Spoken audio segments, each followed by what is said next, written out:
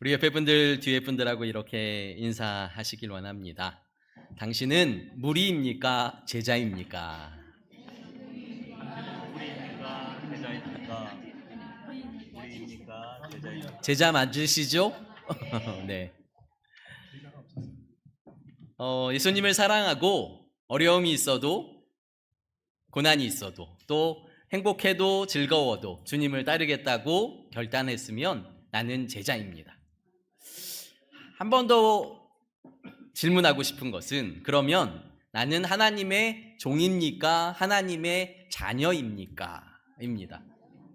네. 말씀은 잘하시는군요. 감사합니다. 지난주에 짧은 영상을 한껏 봤는데 어느 목사님이 이렇게 말씀하시는 거예요. 한국 교회에는 종은 많은데 자녀는 많이 없는 것 같습니다. 왜냐하면 교회에 나오는 게 그리 즐겁고 행복한 사람이 많이 없는 것 같다는 거예요. 그 말씀을 듣고 생각하는 바가 있더라고요. 생각하게 되더라고요. 종은 의무감으로 교회에 나오게 되죠.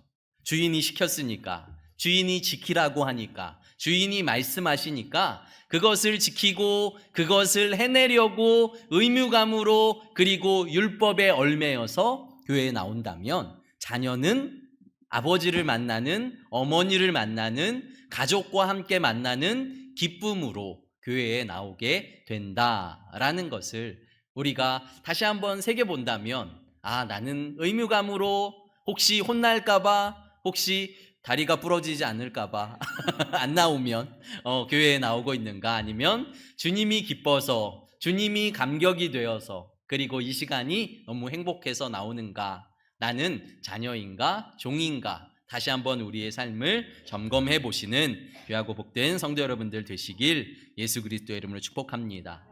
마태복음은 하나님의 나라에 관해서 말씀합니다. 그리고 그 나라의 주인이 바로 예수 그리스도이심을, 우리의 왕이심을, 예수 그리스도가 메시아로 그리스도로 우리를 구원하기 위해 이 땅에 오셨음을 증거하고 있는 말씀이 바로 마태복음의 말씀입니다. 산상수훈의 말씀을 전하시고 마태복음 8장, 9장을 통하여서 병 고치는 사역의 그 사역들의 내용들을 10번이나 10가지 병 고치는 사역을 통하여서 주님께서는 그래, 믿기만 하면 다 낫는다, 믿기만 하면 다 치료된다, 이것을 말씀하고 싶으신 것이 아니라 이사야에 기록된 말씀, 주님께서 우리의 질고를, 주님께서 우리의 질병을 짊어지시고 이 땅에 오신 메시아이고 왕이시며 구원자이심을 믿어라, 우리에게 말씀해 주고 계심을 성도 여러분들 믿으시길 바랍니다. 아멘. 여러분들의 삶에 기적이 일어나길 원하십니까? 빨리 본심을 이야기하시죠. 기적이 일어나길 원하십니까? 아멘. 저도 기적이 일어나길 원합니다. 아픈 사람에게 병 낫는 기적, 그리고 사업이 망한 사람에게 사업이 다시 불일 듯 일어나는 기적, 관계가 무너진 사람들에게 관계가 회복되는 기적, 또한 죽어져 가는 사람에게 살아나는 기적, 여러 가지 기적이 우리의 삶에 일어나길 소망하고 그리고 그렇게 되길 축복합니다. 그런데 이 기적의 현장에서도 어떤 사람은 예수 그리스도를 믿고 나의 주, 나의 하나님이라고 고백하는 사람이 있고요. 어떤 사람은 그 기적의 현장에서도 예수님을 비방하고 예수님을 죽이려고 모함하는 사람들이 있다라는 것을 우리는 오늘 말씀을 통해서 보아야 합니다. 나는 어떤 사람인가? 또한 우리 주위의 사람들은 어떤 사람인가? 오늘 9장 1절부터의 말씀, 8절까지의 말씀을 보지만 그 앞에 이런 내용이 나옵니다. 예수님께서 거라사 지역에 가셨는데 그 무덤 사이에서 살고 있는 2명의 광인을 만나세요. 그들이 귀신 들려서 어떤 사람도 제어할 수 없는 광인, 이 두 광인이 예수님이 지나가신 예수님을 바라보고 뛰쳐나오고요. 예수님이 네가 누구냐라고 물으시니까 그 귀신이 저는 군대입니다라고 이야기하고, 예수님이 그 사람에게 나오라라고 명하실 때에 그 주위에 돼지떼를 발견하고, 주님 그러면 제가 저 돼지떼에게 들어가겠습니다라고 묻고 주님께서 그렇게 하라고 말씀하시니까 돼지떼에게 들어간 그 모든 돼지가 바다로 들어가 몰살하는 장면이 기록되어 있습니다. 사실 동물을 사랑하는, 그리고 동물을 애호하는 사람들의 눈으로 바라보면 사람을 살리려고 동물을 죽여? 그것도 그렇게 많은 동물을 이라고 생각할지 모르지만, 주님께서는 한 생명이 얼마나 소중한지, 한 생명이 예수 그리스도께 돌아오는 것, 하나님께 돌아오는 것이 얼마나 소중한 것인지 이것을 사람들에게, 우리에게 말씀해 주고 계신 것이죠. 천국에서 잃어버린 한 양을 찾기 위해 힘쓰시고 애쓰시는 주님의 마음을 우리가 깨닫길 원하는 것입니다. 그런데 그 돼지떼를 손해본, 자신의 삶의 손해와 그리고 어려움이 찾아온, 그리고 돼지떼를 잃은 그 지역의 주민들이 예수님께 나와서 생명이 살아나고 귀신이 떠나가고, 그리고 그 사람에게 찾아온 회복과 구원의 감격은 바라보지 않고 자신들에게 찾아온 손해로 인하여서 예수님이 그 지방에서 떠나달라고, 예수님 떠나주십시오 하고 등을 미는 저들의 모습을 바라보게 된다는 것이죠. 기적의 현장이지만 그 기적이 나에게 축복이 되고 나에게 은혜가 되고 나에게 도움이 될 때에는 그 기적을 환영하고 받아들이지만, 그 기적이 나의 삶에 손해를 가져다 줄 때에는 그것이 복음일지라도 기적일지라도 거부하는 사람들의 모습을 오늘 우리는 바라보게 됩니다. 오늘 똑같은 사건이 벌어집니다. 예수님께서 이제 등이 떠밀려지셔서 가버나움 지역으로 오세요. 1절 말씀에 보시면 배에 오르사 건너가 본 동네에 이르시니, 갈릴리 지방의 가장 중심이 되는 도시가 이 가버나움 지역이어서요, 본 지방, 본 도시는 이 가버나움 지역을 의미합니다. 그곳에 오셔서 예수님이 도착하셨다라는 소문이 퍼지니까 수많은 사람들이 주님 앞에 몰려들기 시작합니다. 주님이 한 집으로 들어가시고 그 집이 미어 터지게 사람들이 들어와서 더 이상 누구도 들어올 수 없는 상태가 된 거죠. 그런데 그때 들것에 침상에 누워있는 중풍병자를 데리고 4명의 사람이 예수님께 나아옵니다. 예수님께 나아가려고 하는데 주님 앞에 나아갈 수 없어서 마가복음과 누가복음에는 그들이 옥상으로 올라가 지붕을 뜯고 그 사람을 중풍병자를 예수님께 달아내리는 장면이 기록되어 있습니다. 예수님 앞에 나아오는 거 너무 중요합니다. 그리고 예수님을 믿는데 이러한 장벽이 있을 수 있다라는 것이죠. 예수님을 만나고 싶은데, 그리고 예수님 앞에 나아왔는데 더 이상 예수님 앞에 나아갈 수 없는 상황에서 사실은 이 친구들이 우리는 여기까지인 것 같아, 이 정도면 충분해, 우리는 할 만큼 했어 라고 말해도 중풍병자가 어떤 말을 할 수 없을 정도로 감사한 일이었는데, 이들은 한 걸음 더 나아가 자신들이 어떻게 할까, 어떻게 주님께 나아갈까 고민하며 지붕을 뜯고 주님께 그 환자를 내려보내는 모습을 우리는 기억하게 된다는 것이죠. 사랑하는 성도 여러분, 우리가 신앙생활을 할 때에 걸림돌이 있을 수 있어요. 우리가 예배의 자리로 나올 때에 오늘도 바빠서, 아니면 약속이 있어서, 아니면 먹고 살기 바빠서 여러 가지 이유와 변명들이 있을 수 있지만, 주님에 대한 진짜 간절함과 소망과 믿음이 있다면 어떻게든 시간을 뚫고 장소를 뚫고 주님 앞에 나와 예배하게 된다는 것을 우리는 다시 한번 이 말씀을 통해서 바라보게 되는 것이죠. 2절 말씀에 보시면 주님께서 그 나온 사람들, 2절을 한번 같이 읽어볼까요? 시작. 침상에 누워 중풍병자를 사람들이 데리고 오거늘 예수께서 그들의 믿음을 보시고 중풍병자에게 이르시되 작은 자야 안심하라 내 죄 사함을 받았느니라. 아멘. 중풍병자가 예수님 앞에 나아옵니다. 지붕을 뚫고 주님 앞에 달려 내려옵니다. 주님께서 2절 말씀에 그들의 믿음을 보시고 라고 기록되어 있어요. 누구의 믿음일까요? 4명의 믿음? 아니면 그 누워있는 중풍병자의 믿음? 그들의 믿음이니까 그 모두의 믿음이라고 보시면 좋을 것 같습니다. 물론 4명이 끝까지 주님을 만나게 해주려고 그 4명이 중풍병자를 주님 앞에 내려놓은 그 믿음도 주님이 보셨고, 중풍병자가 어떻게 해서든 주님 앞에 나아오고자 하는 그 간절함이 있었음도 보셨다는 거죠. 주님께서는 간절히 주님을 찾고 구하는 그 믿음을 알고 보고 계신다는 것을 성도 여러분들 꼭 기억하시길 바랍니다. 그 믿음을 보시고 그 중풍병자에게 이르시되 뭐라고 말씀하십니까? 작은 자야 안심하라 라고 말씀하십니다. 성도 여러분, 주님께서 고난 가운데 있는, 그리고 중풍병 가운데 있는, 도저히 세상의 의학으로 고칠 수 없는 절망과 고통 가운데 있는 자들에게 주님께서는 작은 자야 안심해라 라고 말씀해 주십니다. 세상 사람들은 그 중풍병자를 바라보고 당시의 시대 상황이 큰 병에 걸린 사람들을 향해서 저 사람의 죄가 큰가 보다, 하나님이 벌하셨다, 하나님께서 그 아버지의 죄로 말미암아, 자신의 죄로 말미암아 그 사람은 벌을 받은 거야, 이런 생각과 이런 사상들을 가지고 있었습니다.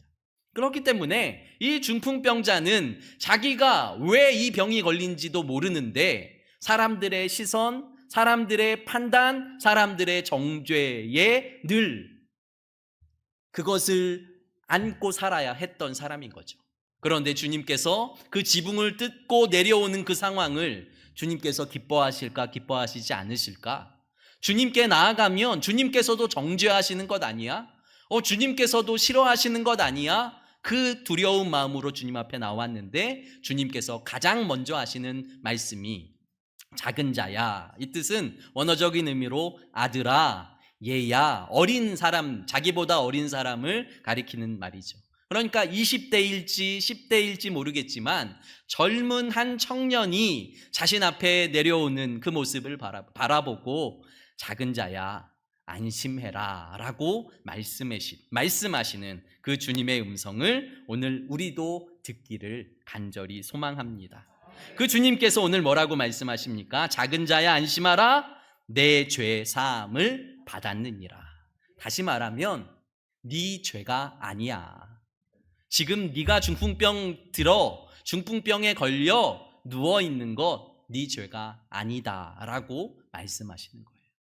성도 여러분, 우리는 어떤 눈으로 사람을 보고 판단하는지, 장애인, 아니면 어떤 관계의 불편함, 그리고 큰 병에 걸린 사람, 사업이 망한 사람, 아니면 가정이 깨진 사람, 여러 가지 어려움을 당한 수많은 사람들이 있는데요, 주님은 안심해, 네 죄가 아니야, 네 잘못이 아니야 라고 말씀하고 계신데, 우리는 믿음의 사람들인데 오늘 서기관처럼 3절의 서기관처럼 어떤 서기관이 속으로 이르되 이 사람이 신성을 모독하도다. 서기관처럼 우리는 판단하며 정죄하며 그 사람에게 아픔을 주고 있지는 않은지 우리가 그 마음을 돌아보길 간절히 소망합니다. 요즘에 잘 나가는 드라마가 있습니다.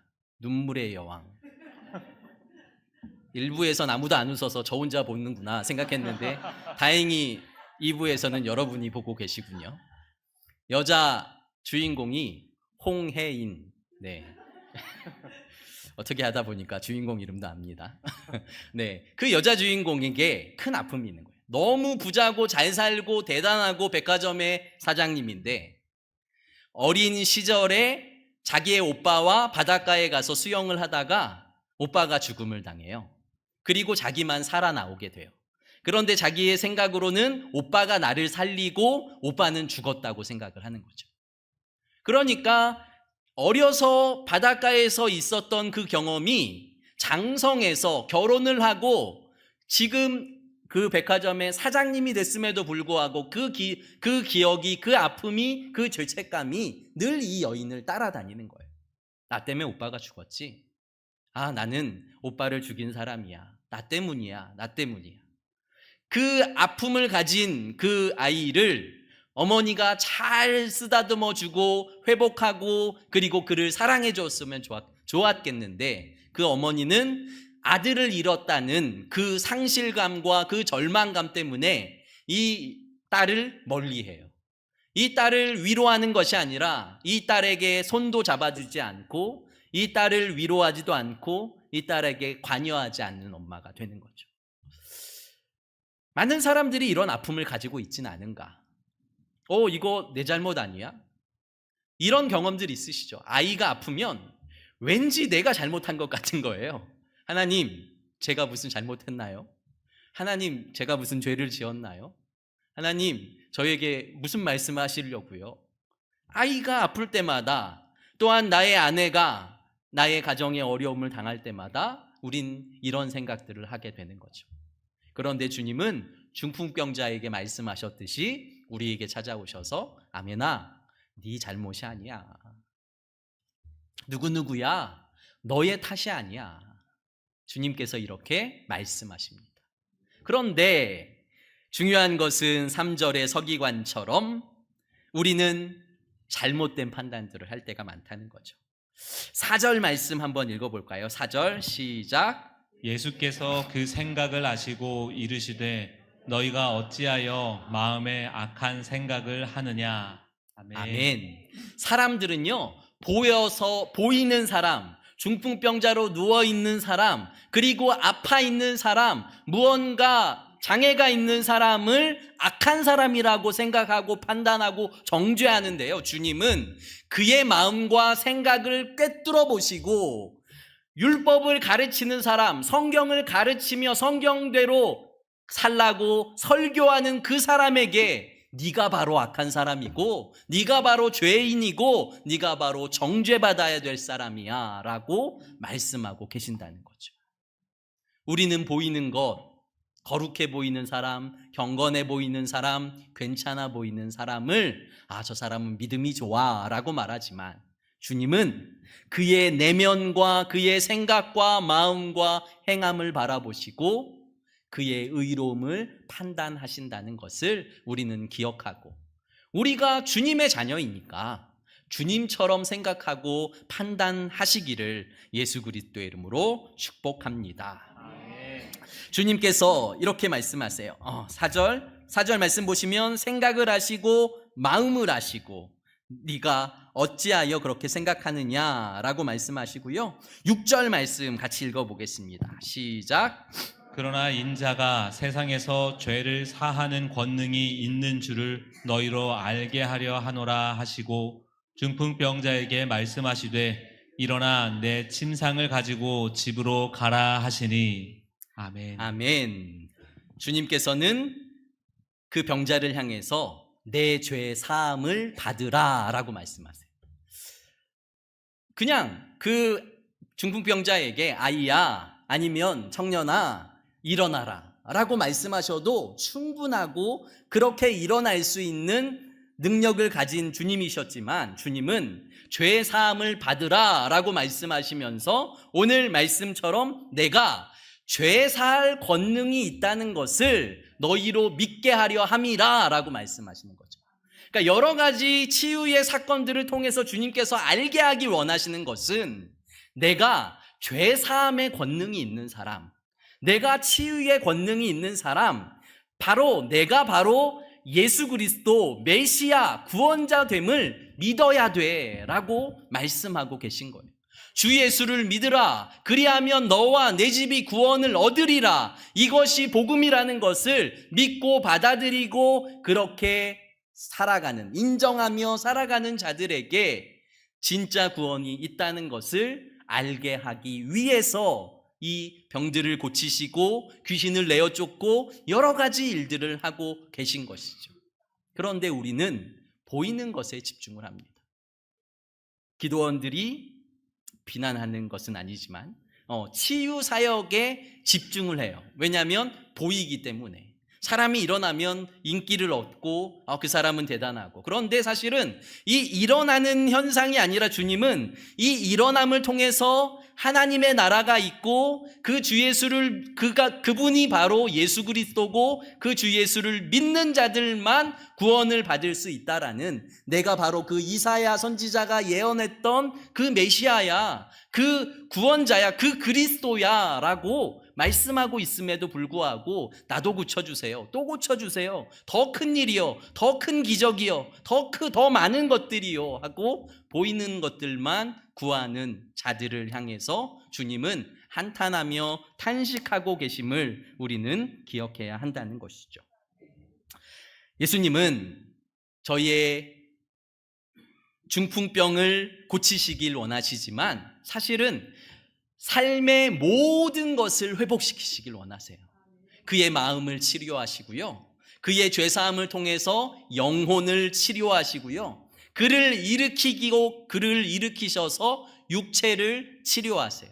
그리고 가정으로 돌아가라 말씀하시며 삶의 회복을 가져다 주시는 분. 7절 보시면 그가 일어나 집으로 돌아가거늘. 그가 집으로 돌아가면 어떤 일이 벌어질까요? 집으로 돌아가면 그 집이 기쁨과 은혜와 감격이 넘치겠죠. 그의 어머니와 자녀와의 관계가 회복되겠죠.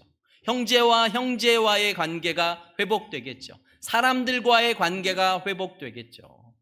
이단은 막고 통제하고 모든 것들을 못하게 합니다. 세상과 단절하게 하고 친구와 가정과 그리고 사회와 단절하게 하지만 주님은 모든 것들을 회복시키셔서 다시 일상으로 돌아가서 삶을 살아내고, 다시 가정으로 돌아가서, 다시 회사로 돌아가서, 다시 너의 삶의 현장으로 돌아가서 네가 주님을 만났다고, 네가 온전한 복음을 들었다고, 네가 이제 그리스도인이 됐다고 선포하며 빛 되신 예수 그리스도 안에서 빛된 삶을 살아가라 라고 우리에게 말씀하고 계십니다. 그러므로 우리는 종이 아니라 자녀의 삶을 살아야 하는 것이죠. 마지막 8절 말씀 읽고 마치겠습니다. 8절입니다. 시작. 무리가 보고 두려워하며 이런 권능을 사람에게 주신 하나님께 영광을 돌리니라. 아멘. 무리는요, 아직도 예수 그리스도에 관해서 전혀 몰라요. 무리가 보고 두려워합니다. 무리는 보고 두려워하고 이런 권능을 사람에게 주신 하나님께 영광을 돌립니다. 하나님께 영광을 돌리는 것 박수 받을 만하고요. 그런데 아직도 주님은 사람인 거죠.